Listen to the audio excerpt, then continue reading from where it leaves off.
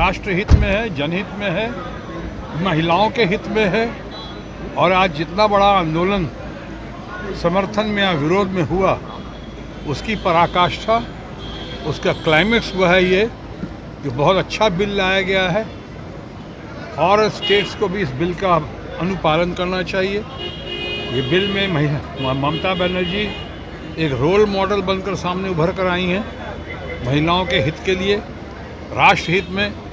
अभी माननीय गवर्नर साहब ने इसको महामहिम कहते हैं ना, महामहिम गवर्नर साहब ने इसको सुना है कि अभी पारित नहीं किया है, तो का हुआ। लेकिन मुझे लगता है कि करेंगे और केंद्र हो कि राज्यपाल हो, उनको करना ही पड़ेगा।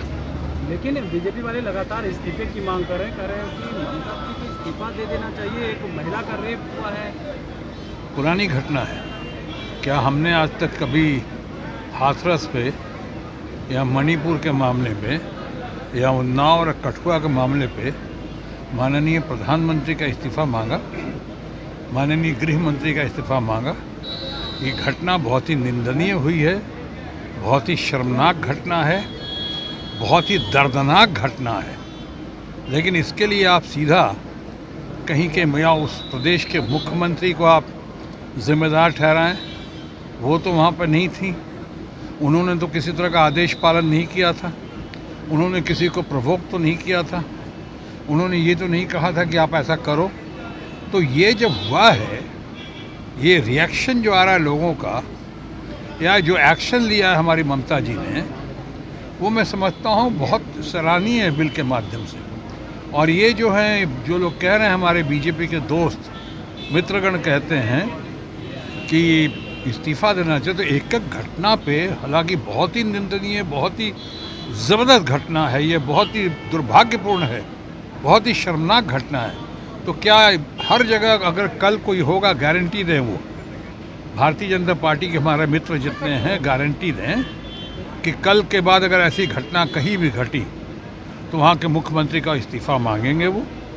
या अगर बात बढ़ गई जैसे मणिपुर के मामले में, वहाँ मुख्यमंत्री ने तो नहीं दिया, तो क्या प्रधानमंत्री या भारत के माननीय गृह मंत्री इस्तीफा देंगे?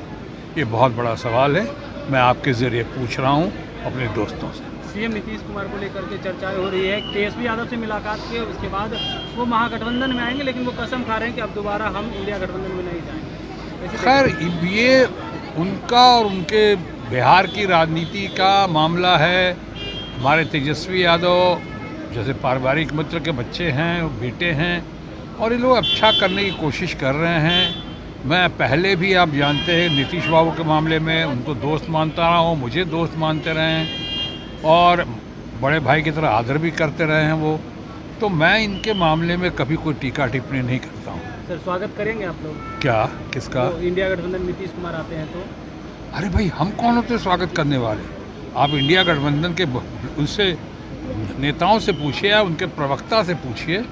अभी तो मैं पटना आया हुआ हूँ, किसी और कारण से आया हुआ हूँ। और साथ ही साथ ये भी कहना चाहूँगा, किसी के कुछ भी कहने से पहले कि हम दोबारा आ रहे हैं या दोबारा मिल रहे हैं, ये इस तरह का अनुमान लगाने से पहले ये ज़रूर देखना चाहिए कि उस व्यक्ति या व्यक्ति विशेष की अपनी क्रेडिबिलिटी क्या है। क्या पहले भी ऐसा कहा था या कहीं पहले ऐसा नहीं कहा था, अब कहा? क्या अलट पलट जो होता है, उलट पुलट, वो हुआ है, नहीं हुआ है, कितनी बार हुआ है, उसी के हिसाब पे, उसी के आधार पे इसका आंकलन होना चाहिए।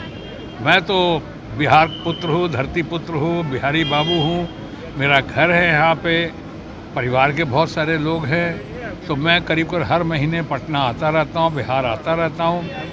इसलिए मैं कोशिश यही करता हूँ कि अब मैं ख़ासकर बिहार के मामले में ज़्यादा बात करके कुछ लोगों को कंट्रोवर्सी में या कुछ लोगों को तकलीफ़ ना पहुँचाऊँ। देखिए, किसी को ऐसा कहने में या यात्रा के मामले में ऐसा करने में सब लोकतंत्र है, सबको अधिकार है। तेजस्वी यादव इस मामले में कहा ना, उनको विरासत में मिली है, अनुभव बहुत हासिल कर दिया है उन्होंने लालू जी से, और उनको इतने सालों का भी अनुभव है, जोश भी है, बहुत हद तक जवानी भी है, तो वो करेंगे। लोग उनकी तरफ देख रहे हैं। लेकिन बिहार में और भी बहुत सारे अच्छे अच्छे नेता हैं जिनके बारे में इस वक्त बात करना ठीक है। जैसे मुझे तो दुनिया को पता है कि मुझे चिराग पासवान बहुत पसंद है।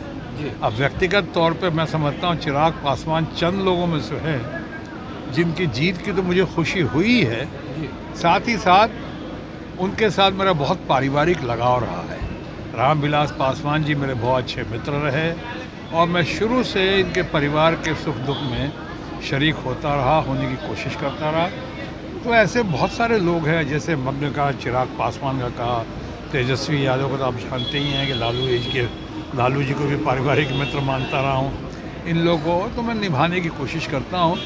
इसलिए इन लोगों के किसी यात्रा पे, आंदोलन पे या इनकी पॉलिसी पे या इनका अगला कदम क्या हो रहा है या क्या होना चाहिए, मैं उस पर इस वक्त बात नहीं करूँगा जब तक कि मेरी ज़रूरत ना पड़ जाए। अंग्रेज़ी में कहते हैं I only speak when I am spoken to. जब मुझसे इस बारे में बात की जाएगी, वो वक्त आएगा तो ज़रूर बात करूँ। पवन सिंह फिर से बीजेपी में खामोश चलो।